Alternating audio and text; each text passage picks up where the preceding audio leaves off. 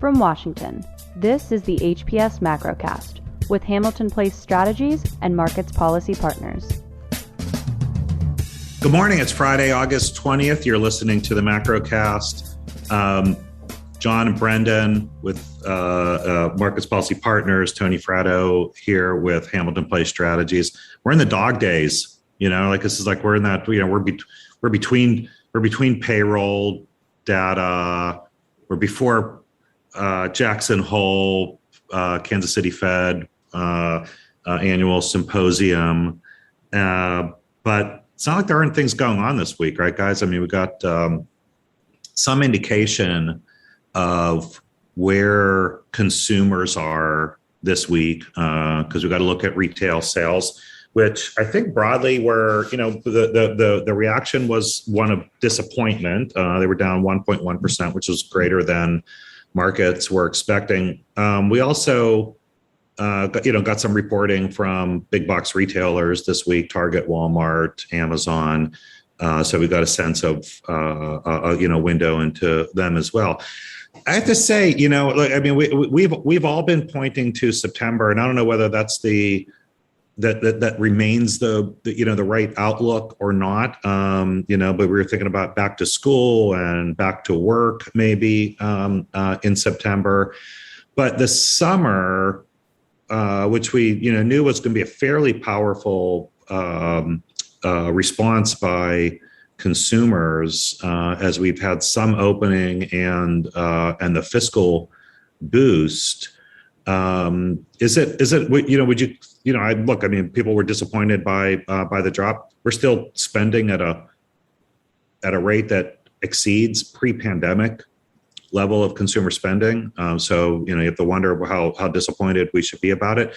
But how did you read the information we got this week on the state of the consumer? John or Brendan? So one thing you do have to keep in mind is that June was revised higher. So the month over month wasn't quite as bad as it maybe looked. But with that said, it still was disappointing, especially, where we were coming from, say, a few months ago, where we thought we'd be off to the races now. So I don't think that the retail sales number massively changed, especially the Fed's view on the economy, but it pushed, especially when it comes to the taper discussion. The kind of more core dovish group would like to see this September and October data before they make any big decisions. Some of the other group are kind of thinking that the economy is good enough and let's start it going. But actually, Kaplan of Dallas today, just this morning, admitted that the Delta is a little worse than, it's looking a little more troublesome than he had previously thought. And if it keeps going on their path, he's willing to reassess his take on the economy.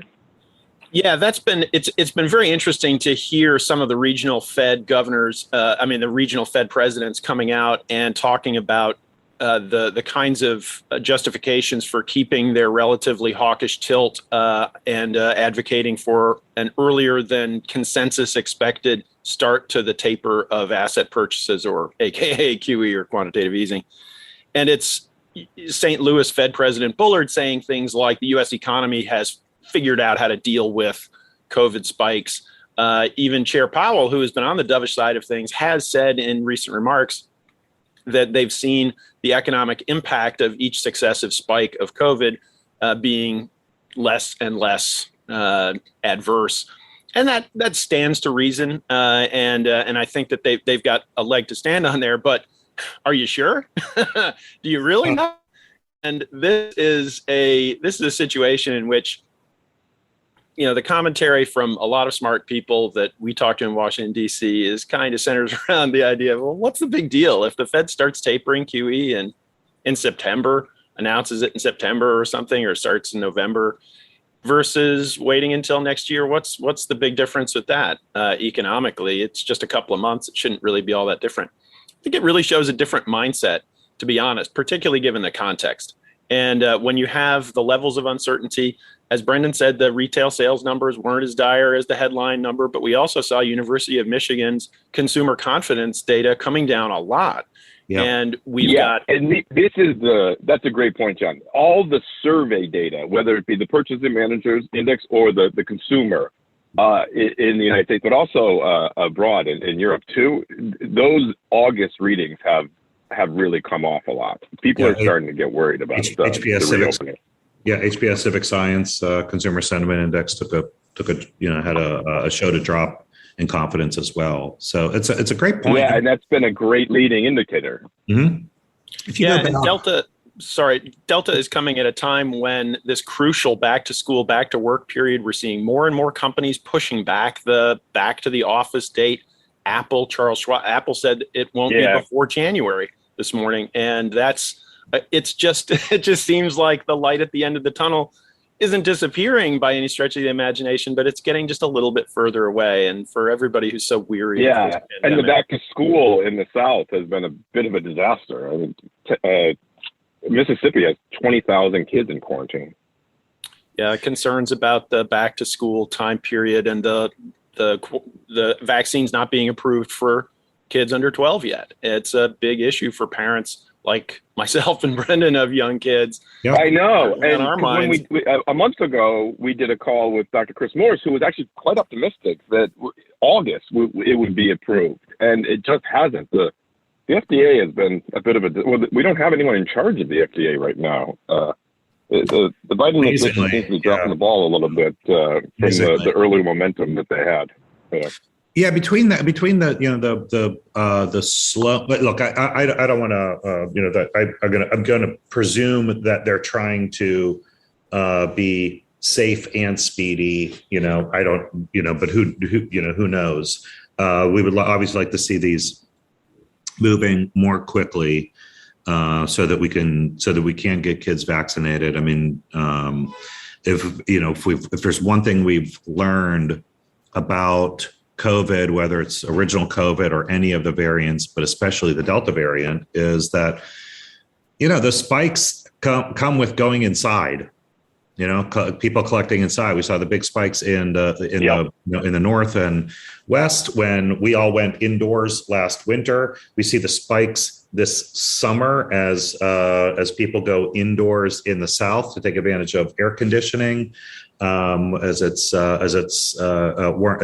gets hot in the south. School seems like one of those places where it's going to have an impact, and we've certainly seen that in Mississippi. And still, at the end of the day, the answer is get vaccinated. And we got news this week on booster shots also, which was, I think, at least for the United States, welcome news.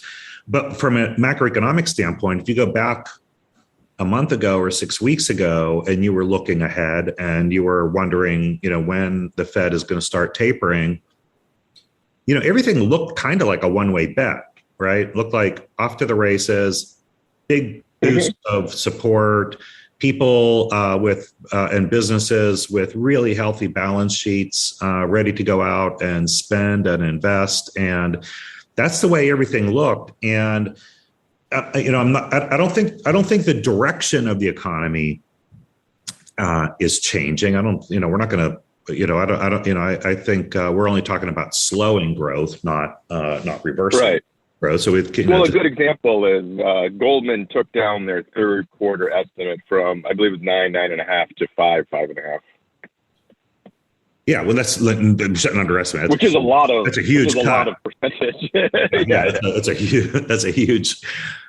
Yeah, cut. It's like $1 trillion or something. Yeah. At the same time, 5.5 growth is a pretty rapid clip for an economy of this size and maturity.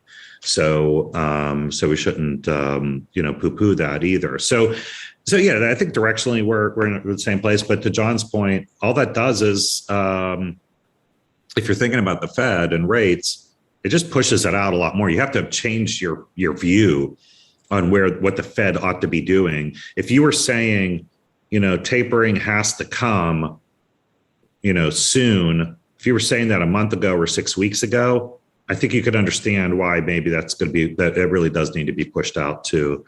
Later in the year. I agree. And that's why the last couple of weeks, in terms of Fed writers, the Washington, the New York Times, and the Wall Street Journal, have put out kind of hawkish Fed, following, saying that they think that the Fed is ready to possibly raise rates. Begin the tapering process in September meeting, which really went completely contrary to all the data that has been coming in. If you're watching the data, you would have thought the exact opposite. My kind of take is that people aren't paying attention, so you got to have a headline catching, news article to get people to read it, and then most people are on vacation, so it became a story that really wasn't a story. Yeah, it'll be interesting to see if Fed Chair Powell is able to sort of grab the microphone back from the hawks at the symposium at Jackson Hole to reset the messaging. Yeah, and so yesterday they announced he's speaking on Friday at 10 a.m. and the title of his kind of a speech is "Outlook on the Economy." So he's not going to pull any punches in this one. Yeah, basically he's going to bang message us over the head with exactly what he thinks. The message from the markets would be, ultimately from an economics standpoint, I think we all agree that the U.S. recovery is going directionally in a very robust and positive way. The setback for Delta is temporary. We're going to have a solid reopening and reassumption of normal life. We're going to get through this, but in the near term, it doesn't make a lot of sense to assume that that's your 100% likelihood. And the Fed has been keeping its monetary settings highly accommodative through all this. There will be a question if they are signaling, full speed ahead. We're going to start the tapering process. We're going to either announce it in September or announce the structure of it in September and start it a month later. That will set off the thought process in market participants' minds. Maybe the Fed is more worried about inflation than they're telling us. Maybe the Fed is, what is all of a sudden, why do they seem to be in such a big hurry? And that will immediately cast the spotlight on inflation as the potential risk that the Fed is reacting to. And I think that's not consistent with what the Fed really wants market participants to think. But it's definitely a factor in the thinking of the hawks. The persistence of inflation, the way that companies are talking about it in their earnings reports, the expectation that this is going to go on for perhaps another year with these elevated prices because of bottlenecks and so forth. It's got to be on the minds of the Fed, and we think an early taper is not our base case. We still think that they're going to start in early 2022, but it would definitely create some greater question marks around the Fed's true belief about what's going on in inflation if they start early. One interesting aspect that the Fed has on their side in terms of the taper process is Treasury issuance. So we're basically hitting a base effect this fall from the last really 5 years of huge deficits, where we're kind of going back to our more normal deficits. So the Treasury is going to have to issue a couple trillion less than they have in the last couple of years.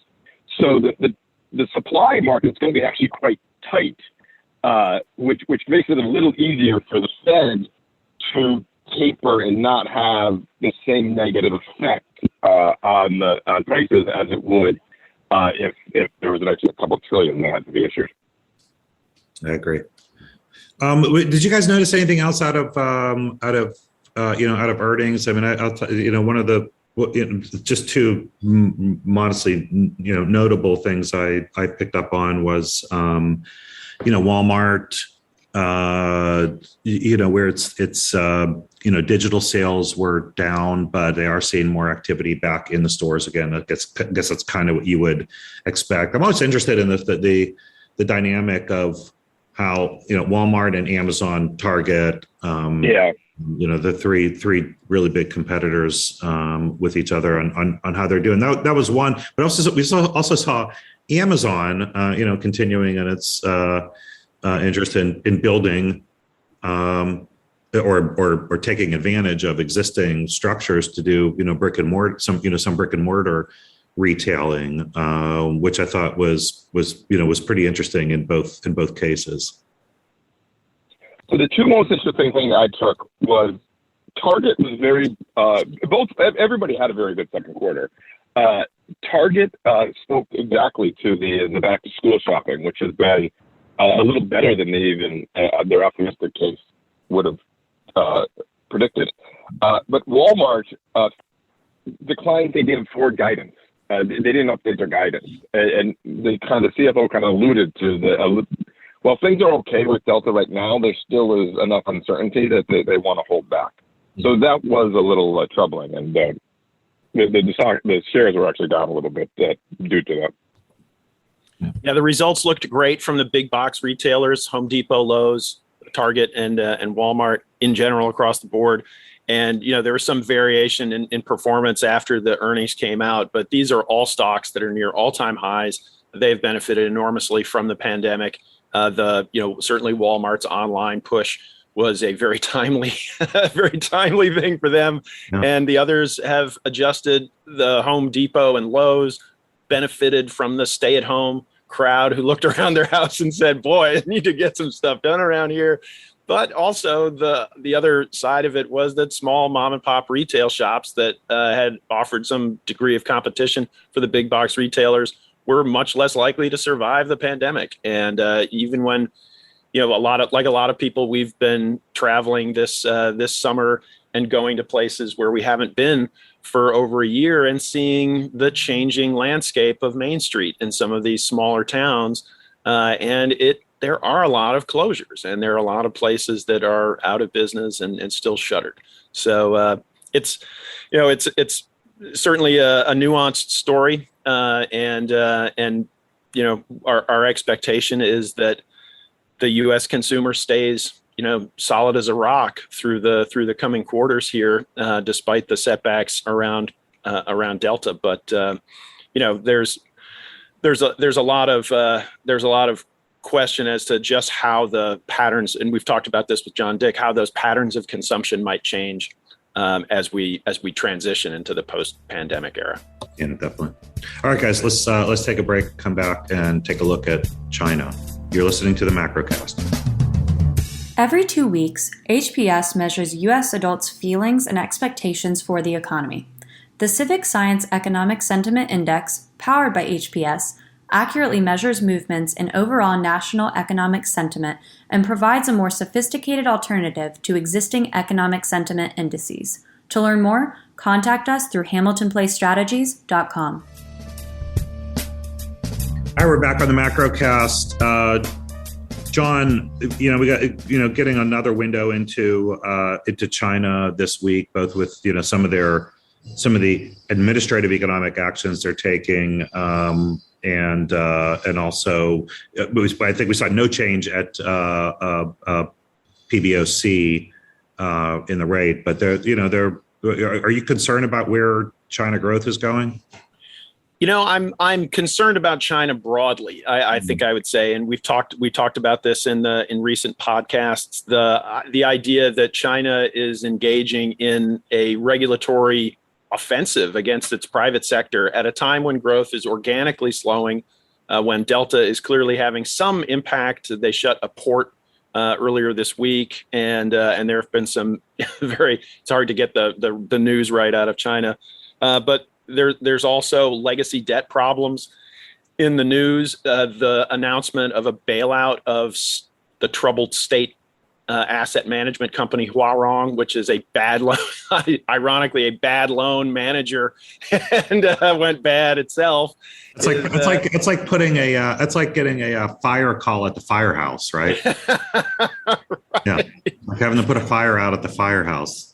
Yes. No. So this beleaguered lumbering state-owned enterprise is now being bailed out by a bunch of other lumbering state-owned enterprises to the tune of $7.7 billion US. And that was relatively well expected, well flagged, but that certainly doesn't mean that Beijing is going to come riding to the rescue of private sector companies. And given the fact that they're beating up the private sector across so many different fronts, in data privacy, but also in their state media is calling for tightened regulations on cosmetics, online pharmacies, liquor, you name it. The Beijing regulators appear to be coming for you if you're in the mainland private sector, and it's expanding and certainly having real consequences in Chinese financial markets. It's likely to have growth consequences over the medium to longer term, and we're seeing, the People's Bank of China, as you said, Tony, holding back on easing when so much of the rest of the world is in full blast accommodation mode, and the Chinese authorities are having a lot of a pretty heavy hand with these with the private sector, and it shows. The U.S. listed Chinese ADRs are down 47% over the past 6 months. That's brutal, as they're caught in the vice between U.S. regulations and Beijing's pressures. So it's not a pretty picture. As I've said, we're watching the renminbi very closely. That tends to go when things really get macroeconomically difficult in China, and it's hovering near 4-month lows. It's relatively stable versus the dollar, which isn't great, but it's relatively stable so far. So we're watching some of the systemic issues. The spillover has come through commodities to some extent this week. And so what had been sort of a China-centric sell-off is now beginning to metastasize a little bit into global financial markets. When we say the renminbi has been stable, though, do you have any sense of whether they're managing that stability, John?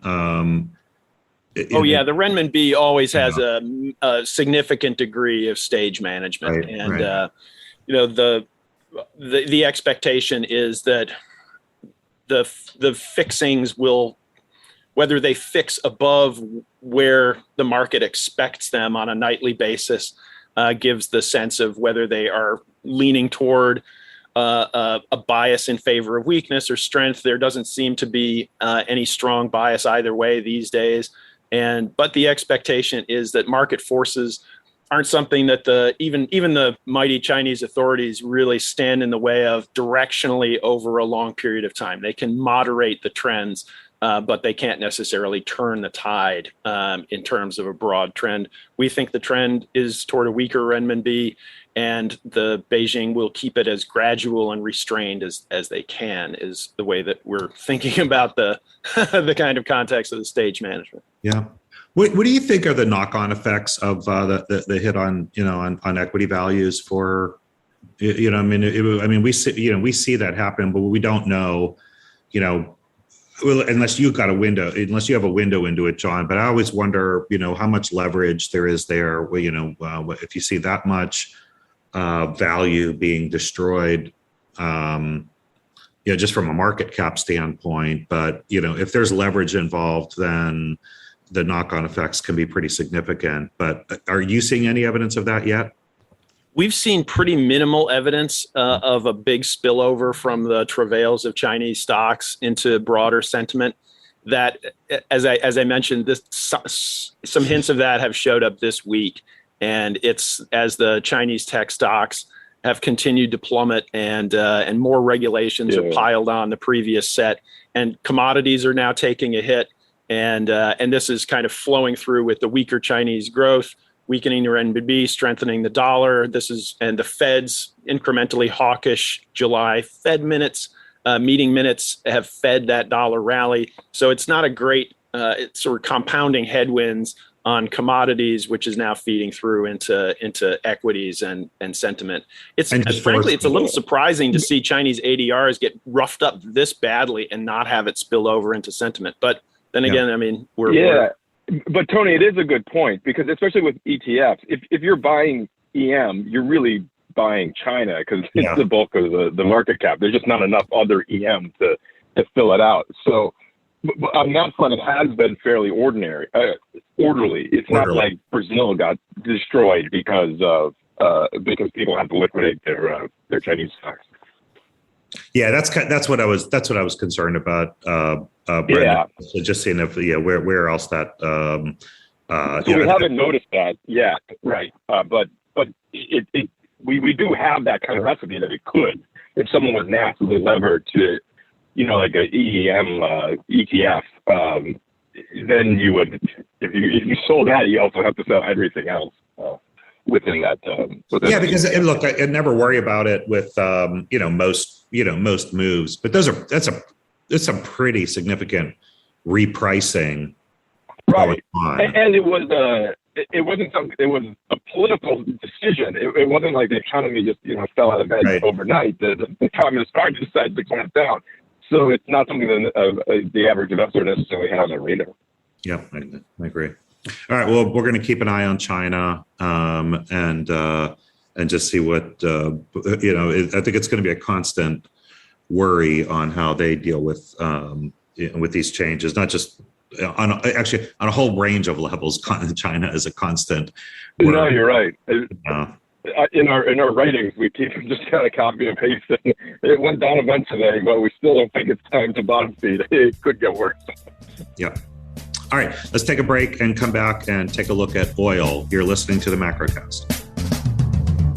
Hamilton Place Strategies, HPS, is an analytical public affairs consulting firm with offices in Washington, D.C., New York, and California.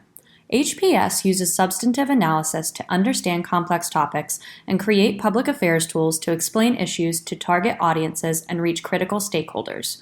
We achieve our clients' goals by enhancing understanding of issues, products, and companies, and ultimately improving outcomes. Learn more at hamiltonplacestrategies.com or follow us on Twitter at HPS Insight. All right, we're back on the Macrocast. Guys, but sometimes when we think about commodities and for clues on where the economy is going, oil, it's got to be right there, and there's lots of other dynamics often with oil, depending on what's going on with producers and geopolitical events. But we've had a pretty steady drop this week in oil prices, and what should we should be learning from that? I mean, we have the stronger dollar, weaker oil. Am I remembering it wrong? I always feel like in my head, I see a stronger dollar and stronger oil, but how do you see, what's the relationship, guys? Yeah, the prevailing correlation over the last few years has been pretty strongly negative between the two. Stronger dollar has weighed on oil prices, and some of that's context. It's not a law of nature, as you point out, and there can certainly be scenarios where that changes a lot, which is, if the dollar is strengthening because of expectations of a booming U.S. economy, that is less likely on average to weigh on oil prices than a dollar that's rallying because the Fed seems to be moving toward a taper faster than people expected, which is what we saw this week. And that's the kind of dollar appreciation that is less easy for oil prices and commodity prices in general to overcome. And as we mentioned before, this is coming at a time when growth expectations are taking a hit from the Delta variant spread and developments in China. So it's been kind of a confluence of events. We've seen commodity prices be all over the place. Oil has actually been relatively restrained in the post-COVID era. We all remember the shocking downside moves where WTI futures went negative for a stunning period of time in the spring of 2020. But OPEC stepped in. And we as a government didn't buy it. I can't believe that they didn't restock. You would have been paid to restock the strategic reserve. I think the strategic reserves are flush. Yeah, Brendan. I think that's the problem. I actually think. Yeah, but you could have got paid. You can just. We don't have. The problem is, as we saw.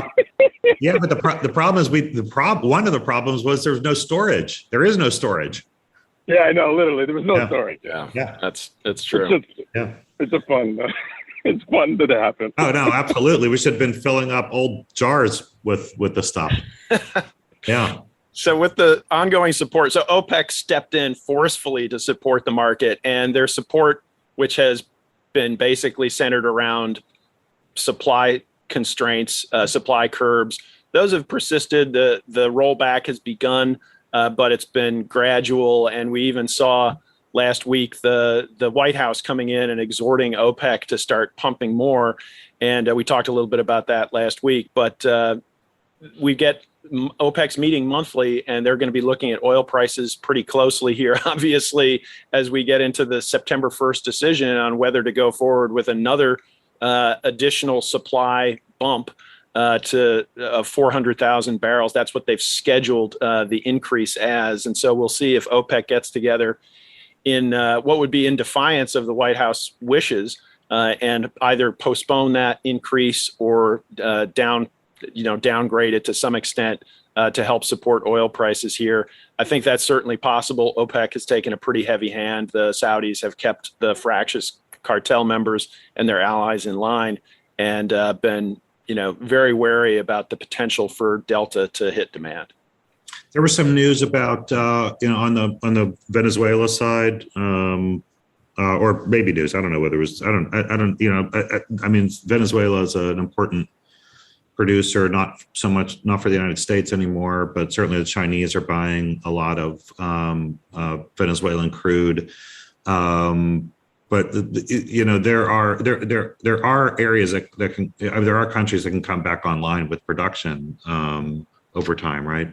Yeah, and Venezuela is certainly one of them. It would be contingent upon a rollback of the real, re-release of Venezuelan oil onto global markets would have to be involved. Would have to involve a rollback of U.S. sanctions, and similarly on Iran. That supply is getting to market one way or the other, via China and so forth. But for it to really be, making a big difference bigger difference on the global markets, it would take, in the case of Iran, diplomatic and sanctions, and in both cases, diplomatic and sanctions movements. Those are unpredictable relative to markets moves, and so you could certainly see a breakthrough or an announcement, and that puts a not a huge trapdoor risk under current oil prices, but would change the supply dynamic overnight with a headline. Yeah, and I don't think even you're right. Like those things could happen, but I wouldn't hold my breath on them. Seem pretty remote possibilities at this point, and especially given in the case of Iran, events in Afghanistan, I think elevate concern about being accommodative in the region right now. So I think that's fair to say. Yeah, so whatever the region is, the broad region, greater region. John, Brendan, thanks for the great show, great insights. I think next week's gonna be fun talking about, all this, pointing to Jackson Hole, and finally get to talk a little bit about Jackson Hole in the moment. So looking forward to that. Have a great weekend. Thank you for listening to the HPS Macrocast. Please remember to subscribe, rate, and share.